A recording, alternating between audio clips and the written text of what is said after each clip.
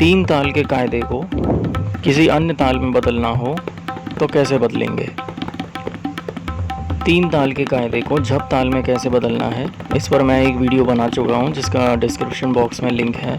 यहाँ हम बात करेंगे कि एक ताल में कैसे बदलना है। देखिए, ये वैसे बहुत आसान है। अगर मैं इसको जब आपको बताऊँगा तो आपको ये बहुत आसान लग सकता है, पर ये आगे का सब्जेक्ट है। मतलब ये टॉपिक आता है बीए और एमए में, आपको ये चीज़ बताई जाती है। और बीए फर्स्ट ईयर में आपको लयकारी के विषय में समझाने का प्रयास किया जाता है।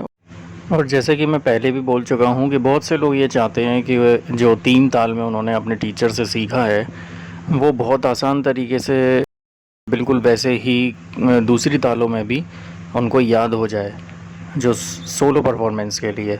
पर क्या होता है कि ज़्यादातर लोग ऐसे होते हैं कि तीन ताल में सीखने के बाद एक बहुत लंबे समय के बाद जब वो सीखते हैं तो उनको फिर दूसरी ताल में करने में आलस आता है, और वो उनको ये चीज़ लगती है कि इतना सारा अभी हमने सीखा है और फिर हम दूसरी तालों में भी नई नई चीज़ें सीखनी पड़ेगी। तो नई चीज़ सीखने के डर के मारे वो लोग, ज़्यादातर लोग, वो क्या करते हैं कि उन्हें ये लगता है कि काश ये तीन ताल की जो चीज़ें हमने सीखी हैं, जो भी बंदिश सीखी है, कायदे वगैरह, उठान पलटे, ये सारी चीज़ें वैसी की वैसी ही हमें दूसरी तालों में भी आ जाएं। पर ये पॉसिबल तो नहीं है कि सेम वो चीज़, क्योंकि उससे वो किसी और मात्रा की है और वो किसी और मात्रा की ये ताल है। तो आप इस चीज़ को कर सकते हैं वो ऐसे कैलकुलेशन के माध्यम से, तो ये चीज़ पॉसिबल है। तो तीन ताल के विषय में मैंने उसमें बताया है, और इसमें भी ये मैं बता रहा हूँ कि आप एक ताल में कैसे कर सकते हैं। जब ताल में जानना है तो आप वहाँ वीडियो देख सकते हैं। तो एक ताल में कैसे करना है ये देखिए, यहाँ पर जो लिखा हुआ है, सबसे पहले तो तीन ताल का ये कायदा है, ठीक है। इसके बोल हैं, धा धा तेरे किट, धा धा तू ना, ता तेरे किट, धा धा तू ना, ठीक है। X203 ये इनके साइन हैं, और ये तीन ताल का कायदा है, 16 मात्रा। अब इसको, इसी कायदे को जब हम एक ताल में बदलेंगे तो कैसे बदलेंगे। तो इसमें हमें करना क्या होगा कि जैसे हमने ये नोटेशन तीन ताल में लिखी हुई है, बिल्कुल यही कायदा जब हम एक ताल में लिखेंगे तो उसको लिखने का तरीका बदल जाएगा। कैसे कि तीन ताल के विभाग ताली खाली हैं अलग, मतलब 16 मात्रा की तीन ताल है, विभाग इसमें 4 हैं, सारा सिस्टम अलग है। और एक ताल के विभाग ताली खाली वो बिल्कुल डिफरेंट है इससे। तो जब हम इसी ताल को जब हम उसमें लिखेंगे, तो जब हम लिखेंगे तो उसमें उस विभाग के अनुसार लिखेंगे। अब आप ये सोचेंगे कि जब हम इस तीन ताल के कायदे को एक ताल में लिखेंगे तो मात्रा कम और बढ़ती हुई नहीं हो जाएगी, या तो कम होगी या ज़्यादा होगी। तो जब आप इसे एक ताल में लिखेंगे तो सबसे पहले एक ताल की नोटेशन बनाइए, ठीक है। तो जब इस कायदे को आपको उसमें लिखना है तो नोटेशन बनाने के बाद उसमें बोल मत लिखिए, अभी पहले बना लीजिए पूरी इस तरीके से। ये है, देखिए एक ताल है, अगर इसमें जो बोल, ये देखिए ये वही बोल लिखे हुए हैं जो हमने आपको तीन ताल के नोटेशन में दिखाया था। जो पीछे कायदे मैंने बताया था, जो मैंने दिखाया था तीन ताल का, वही कायदा जो है वो ये एक ताल में लिखा हुआ है। आप पढ़ लीजिए इसको। अब आप कहेंगे कि नहीं ये थोड़ा सा अलग लग रहा है, तो अब इसमें अलग क्या लग रहा है देखिए ध्यान से। शुरू के बोल देखते हैं। ये देखिए तीन ताल में क्या था कायदा, ये हम तीन ताल में आ गए। अब इसके कायदे को देखिए फिर से, पहले भी देखा था, फिर से देखिए, धा धा तेरे किट, धा धा तू ना, ता तेरे किट, धा धा तू ना, ठीक है। ये है तीन ताल का कायदा। अब सेम टू सेम इसी कायदे को उठाकर जब हम एक ताल में रखेंगे तो एक ताल में सेम यही कायदा फिट आसानी से नहीं हो पाएगा। अब आसानी से करने में के लिए हमें क्या करना पड़ेगा, उसमें हमें 4 मात्रा और फिल करनी होगी। कितनी मात्रा बच जाएंगी, जब हम इस कायदे को एक ताल में सेट करने की कोशिश करेंगे तो 4 मात्रा बच जाती हैं। ये देखिए, अब ये एक ताल में आ गए हम। अब पढ़िए शुरू से, ये वही बोल हैं, ध्यान से देखिए। धा धा तिरकिट धा धा तूना, बस तूना तक देखिए, तूना तक, धा धा तिरकिट धा धा तूना तक।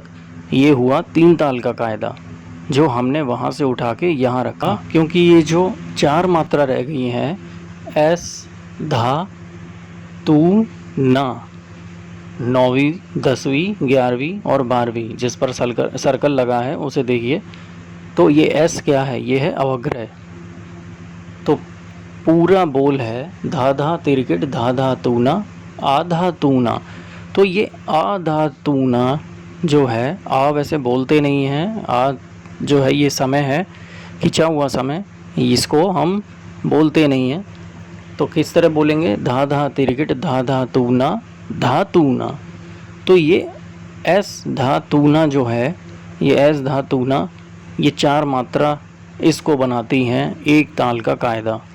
अगर इन 4 मात्राओं को आप हटा देंगे तो ये 3 ताल का कायदा बन जाएगा और ये एक ताल को एक तरीके से डिस्टर्ब कर देगा। मतलब ये जो सिस्टम है, ये जो नोटेशन है, ये इसे डिस्टर्ब कर देगा, क्योंकि इसमें फिट ही नहीं होगा, 4 मात्रा खाली बैठ रही हैं, तो ये इस ताल के काम का नहीं होगा, धा धा तिरकिट धा धा तूना तक। तो इसको हम उठा के 3 ताल में यहाँ रख देंगे तो ये यहाँ फिट हो जाएगा। इसी कायदे को जब हम एक ताल में बदलने की कोशिश करेंगे तो आपको कुछ नहीं करना है, इसको वहाँ पर लगाना है, लिखिए, विभाग में सेट करिए जैसे कि हमने आपको दिखाया था, और उसके बाद आपको इन 4 मात्राओं को भरना है। अब इन 4 मात्राओं में जो बोल मैंने लगाए हुए हैं वैसे भी आप लगा सकते हैं, पर आपके दिमाग में कुछ और बोल भी हैं तो वो भी लगा सकते हैं, पर बोल ऐसे होने चाहिए कि जो अच्छे लगें। ये नहीं मनगढ़ंत कुछ भी बोल लगा दिए जो सुनने में भी अजीब लग रहे हैं, या आप किसी अच्छे कलाकारों में बैठकर अगर आप बजा रहे हैं तो वो उस चीज़ को पकड़ ना पाएँ कि ये सुनने में अच्छे नहीं लग रहे हैं। तो उदाहरण के तौर पर आप धा धा तिरकिट धा धा तूना धातूना, तो अवग्रह धा तूना, इन 4 मात्राओं की जगह आप कुछ और बोल भी प्रयोग कर सकते हैं, जैसे घे तिरकिट धा। तो घे तिर किट धा, कितने हो गए, 4 मात्रा हो गए, तो ये इसमें फिट हो जाएंगे।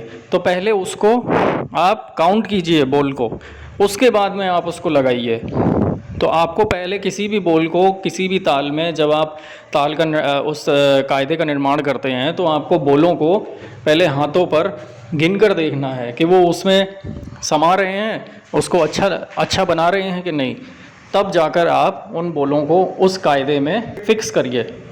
जब आप प्रयास करेंगे तो आपको नई नई चीज़ों का पता चलेगा, क्योंकि ज़्यादातर लोग ऐसे हैं कि जिनके पास बिल्कुल भी समय नहीं है, और उन्होंने जहाँ से भी तबला वादन की शिक्षा ली है वो कहीं जॉब करते हैं, कहीं उनका बिजनेस है, बट वो संगीत में उनका बहुत ज़्यादा इंटरेस्ट है, तो वो उस चीज़ को देखते हुए वो सीखना चाहते हैं। पर जो उन्होंने अपने गुरु से सीखा हुआ है, जितना भी सीखा हुआ है, तो कई लोगों के दिमाग में ये चीज़ आती है कि हमने जो बंदिश सीखी है, क्या उसी से काम नहीं चल सकता दूसरी ताल में। तो ऐसा तो पॉसिबल नहीं है कि वही बंदिश, वही कायदे, सब कुछ हम किसी दूसरी ताल में उसको वैसा का वैसा ही हम उतार दें, क्योंकि वो दूसरी ताल में होता है, उसकी मात्राएं कुछ और होती हैं। जैसा कि मैंने आपको पहले बताया था कि 3 ताल के कायदे को अगर आप किसी अन्य ताल में बजाना चाहें तो दोनों की मात्राएं जो हैं वो अलग अलग हैं। तो अगर आप ऐसा करने का प्रयास करते हैं तो फिर वो चीज़ उसमें नहीं हो पाएगी, क्योंकि दोनों की मात्राएं अलग अलग हैं। तो इसके लिए हमें थोड़ा कैलकुलेशन का सहारा लेना होगा, ये चीज़ पॉसिबल है। और इसमें आपको अब जो चीज़ मैंने बताई है, हो सकता है कि आपने कहीं आपके गुरु ने भी आपको ये चीज़ बताई हो। इससे आपको बेनिफिट क्या मिलेगा, इससे सबसे ज़्यादा फ़ायदा क्या है? फ़ायदा ये है कि अगर आपके पास समय नहीं है तो आप अपने उस कायदे को, उस पेशकार को, जो भी आपके पास जितना भी ए से लेके जेड तक जितना भी आपके पास मटेरियल है, जितनी भी चीज़ें आपने सीखी हुई हैं, वो उनको एक एक करके जब आप खुद प्रयास करेंगे, जब आप देखेंगे, अभी आपको अगर इस वीडियो से देख के समझ में आ जाता है तो बहुत ही अच्छी बात है। तो इसमें क्या करना है आपको कि जितनी भी बंदिशें आपने सीखी हुई हैं अपने गुरु से, स्टार्टिंग से एंड तक जितना भी आपके पास मटेरियल है, उनको 1 बाय 1 उसको एक एक करके लीजिए आप, उसको आप एक कॉपी पर लिख लीजिए और फिर उसके बाद में आप जिस ताल में उसे कन्वर्ट करना चाहते हैं, देखिए मुश्किल तालों में तो बाद में हो पाएगा, पहले आसान जो तालें हैं जैसे आप झप ताल करी होगी या रूपक ताल हैं, इनमें आप उसको कोई भी एक ताल सेलेक्ट कर लीजिए और उसके बाद में जहाँ से भी आपने सीखा है, थोड़ा बहुत आइडिया लिया है, चाहे वो मेरा वीडियो हो, चाहे फिर वो कहीं किसी का भी हो, गुरु का हो, उसको भी साथ साथ देखिए और सीखने के बाद में आपको जब समझ में आ जाए ये टेक्निक है, फिर उसको आप आराम से करके देखिए। क्योंकि देखिए ये एक ऐसा तरीका है कि जिसमें आप एक बार अगर सीख जाते हैं तो आप ये चीज़ दूसरों को भी बता सकते हैं। क्योंकि उन बंदिशों को, ये एक्सपेरिमेंट करना तो बहुत अच्छी बात होती है, क्योंकि जो वो बंदिशें आपने गुरु से सीखी हुई हैं वो सारी जब यूज़ हो सकती है तो क्यों ना उसको हम ऐसा करके देखें। नई नई चीज़ें करनी चाहिए, ऐसी बात नहीं है, बट ये भी एक एक्सपेरिमेंट का विषय है। तो इसमें क्या है कि आप एक एक करके लीजिए, उसको आप उसमें एक ताल को टारगेट कीजिए और उसमें आप करके देखिए। तो 2-4 मात्राओं का डिफरेंस होता है, उसी मात्रा को फिल करना होता है, फिल करते ही वो कन्वर्ट हो जाती है जिस ताल में आप, जैसे झप ताल है, जैसे एक ताल है, तो एक ताल में अभी हमने क्या देखा, 4 मात्रा रह गई थी, हमें उन 4 मात्राओं को हटा दोगे तो 3 ताल हो जाएंगी, 4 मात्रा लगा दोगे आप, अब उसमें फिल कर दोगे तो वो क्या हो जाती है, एक ताल का कायदा हो जाता है। और कायदा जो है वो 2 आवर्तन का भी होता है, एक ताल में कायदा 2 आवर्तन का भी होता है और 1 आवर्तन का भी हो सकता है। तो ये भी आपको ध्यान रखना है, आपका जो कायदा है वो 2 आवर्तन का भी हो सकता है, मतलब 12 मात्रा होती हैं तो 24 में हो सकता है, तो इसका भी आपको ध्यान रखना है। तो उस हिसाब से जहाँ 4 हैं वहाँ 8 आपको करनी पड़ेंगी। तो ये सिंपल सी बात है कि वहाँ हमने 4 की थी, तो टोटल अगर 2 आवर्तन में हो रहा है तो वहाँ आपको 8 मात्राएं लगानी पड़ेंगी। तो 8 मात्राओं के हिसाब से आपको बोल सेट करने पड़ेंगे। तो जिस तरीके से मैंने आपको एक एग्जांपल दिया था, कोई दूसरा बोल बता के कि आप अपनी तरफ से कोई दूसरा बोल भी लगा सकते हैं, तो इस तरीके से भी आप उसमें अपनी मनचाहे बोल भी लगा सकते हैं। तो आप अलग अलग प्रकार से उसको करके देखिए, पर किसी के गाइडेंस में आप पहले उसको समझ लीजिए, उसके बाद में ये करिए। बाकी मैं एक नया तरह का टॉपिक लेने वाला हूँ, जैसे आपको मैं बता दूँ कि किसी ताल में किसी दूसरी ताल को, मतलब ठेका, यहाँ मैं कायदा पेशकार वगैरह की बात नहीं कर रहा हूँ, यहाँ मैं बात कर रहा हूँ कि अगर जैसे 3 ताल है तो 3 ताल के ठेके को जब आप बजाते हैं तो 3 ताल के ठेके के बीच में बजाते बजाते आप उसमें किसी दूसरे ताल के ठेके को भी मिक्स कर सकते हैं। पर वो बहुत परफेक्टली कैसे मिक्स करना है तो इसके विषय में भी मैं एक वीडियो बनाने वाला हूँ, जिसमें आप ये सीख पाएंगे कि हाँ 3 ताल के ठेके को किसी और ताल के साथ कैसे मिक्स किया जाता है। तो जब आप इस तरह से करते हैं, इस तरह की चीज़ें देखिए आकर्षण पैदा करती हैं, लोगों को अट्रैक्ट करती हैं। अचानक आप कुछ डिफरेंट, कुछ इस तरीके की चीज़ें देखिए, बहुत सारे लोग फास्ट बजाना जानते हैं और बहुत सारे लोग फास्ट बजाते हैं, उससे बहुत सारे लोग अट्रैक्ट भी हो जाते हैं। बट ये है कि फास्ट बजाना जो है आपको, आपके दिमाग को आकर्षित करता है, बट मीठा बजाना, अच्छा बजाना और कुछ इस तरह की चीज़ें बजाना वो आपके दिल को छूता है कि हाँ, और आपको एक तरीके से आकर्षित करता है इस चीज़ की तरफ कि आप कुछ डिफरेंट सीखें, और आपको जगाता है इन चीज़ों के लिए कि आपने अब तक इस तरह की चीज़ें छोड़ी क्यों हुई हैं। तो नई नई तरीके की चीज़ें हैं, अकेला आप नई नई तरह कायदे और पलटे ये सारी चीज़ें आप बजाते रहें, वही एक चीज़ें सभी लोग एक ही तरह का काम कर रहे हैं। सीखने के लिए बहुत सारी चीज़ें हैं, तो उसमें आप, ये भी एक टॉपिक है, तो इसे मैं बहुत जल्दी शुरू करूँगा जैसे ही मुझे समय मिलेगा, और आप इस विषय को भी अच्छे से सीखिए, जिससे आप अपने स्टूडेंट्स को या फिर आपके जो फॉलोअर्स हैं उनके लिए कुछ नया नया ला सकें। और अगर हम आपके किसी काम आ सकें तो आप हमें कुछ बता सकते हैं, कमेंट कर सकते हैं। और मैंने ये जो भी चीज़ें बताई हैं, इसमें अगर किसी भी तरह का आपको संशय हो, कोई भी प्रॉब्लम हो, कुछ समझ में ना आए, तो आप मेरे से पूछ सकते हैं। कुछ भी अधूरा और कुछ भी इस तरह की चीज़ें आप अपनी तरफ से करके आधा अधूरा किसी के सामने पेश ना करें, क्योंकि ये चीज़ बहुत बुरा असर डालती हैं आपके विद्यार्थियों पर। अगर आप एक शिक्षक हो, टीचर हो, या फिर आप स्टूडेंट हो, तो स्टूडेंट हैं तो अपनी टीचर्स को दिखाइए ज़रूर ये सीखने के बाद। और अगर आप एक टीचर हैं तो उस चीज़ को पहले आप खुद देखिए। आप ये जो बताया है, बताने के बाद ये नहीं है कि आप उसको, हाँ आपको अगर सही लगे तो मुझे भी बताइए कि हाँ ये चीज़ बहुत अच्छी है, क्योंकि हमें भी नहीं पता चल पाता है कि हाँ जो हम लोग इतनी मेहनत कर रहे हैं वो उसका क्या परिणाम है, वो लोगों को पसंद भी आ रहा है कि नहीं। क्योंकि इस तरह की चीज़ें आपने अभी करके देखी नहीं होंगी। अगर आप ऐसा कर चुके हैं तो उसको दूसरों के फिर सामने लेकर आइए, ताकि आपके विद्यार्थियों को भी ये पता चले कि कुछ ऐसी चीज़ें हैं जो बहुत सामान्य सी लगती हैं, बहुत मतलब आराम से हो जाती हैं और कोई तेज़ी नहीं, कुछ फास्ट बजाना नहीं, ऐसा कुछ नहीं।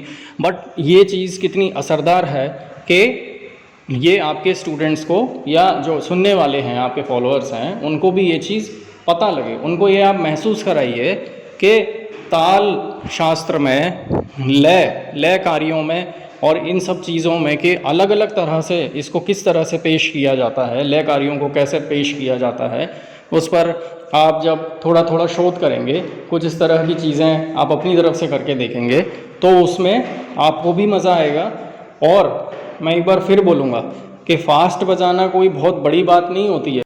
लयकारियों का खेल जो है वो भी हमें लोगों के सामने लेकर आना है, क्योंकि लोगों के दिमाग में ये चीज़ बैठ चुकी है कि कोई भी संगीत वही अच्छा है, क्योंकि भागती दौड़ती ज़िंदगी है, तो लोगों को चाहिए फुल एंटरटेनमेंट और बहुत फास्ट चाहिए। तो उन लोगों को क्या है, ये चीज़ अभी सामने आई नहीं है। तो हमारे शास्त्रीय संगीत की असली पावर लोगों के सामने तभी आ पाएगी कि जब इस तरह की चीज़ें एकदम आराम से जब हम निकालेंगे, तो लोग सोचने पर मजबूर हो जाते हैं ऐसे में कि अरे ये क्या हुआ, ऐसा हमने कहीं सुना नहीं। तो उनको ये चीज़ उसी टाइम अट्रैक्ट करेगी, क्योंकि उन्होंने ऐसा कभी सुना ही नहीं, ना देखा। और अगर वो संगीत से जुड़े हुए हैं या आपके पास सीखते हैं, तो वो आपसे ज़रूर सीखना चाहेंगे और इस बारे में जानना चाहेंगे। तो आप भी उन्हें नई नई तरह की चीज़ें बताएं। और अगर मेरी इस वीडियो से आपको कोई हेल्प मिल रही है तो मुझे भी ज़रूर बताएं कि हाँ ये आपको कैसा लगा।